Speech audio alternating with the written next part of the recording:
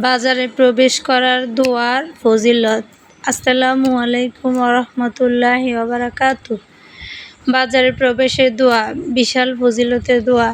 রাসূল সাল্লাল্লাহু আলাইহি সাল্লাম বলেছেন, যে ব্যক্তি বাজারে প্রবেশ করে এই দোয়া পাঠ করবে তাকে আল্লাহ 10 লাখ নেকি দান করবেন, তার 10 লাখ গুনাহ মাফ করবেন, তার 10 লাখ সম্মান বৃদ্ধি করবেন এবং তার জান্নাতে একটি প্রাসাদ তৈরি করবেন তার জন্য।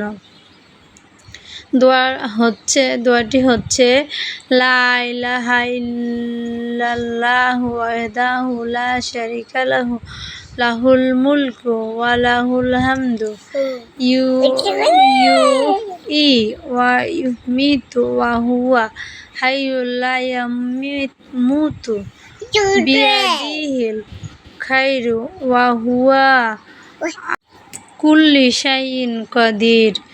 অর্থ, একমাত্র আল্লাহ ছাড়া কোনো হক ইলাহ নেই, তার কোনো শক্তি নেই, রাজত্ব তারই, প্রশংসা মাত্র তার। তিনি জীবন দান করেন এবং তিনি মরণ দান করেন। তিনি চিরঞ্জীব, মারা যাবেন না। সকল প্রকার কল্যাণ তার হাতে নিহিত। তিনি সব কিছুর ক্ষমতাবান। আল্লাহ হাফিজ। আসসালামু আলাইকুম ওয়া রাহমাতুল্লাহি ওয়া বারাকাতুহু।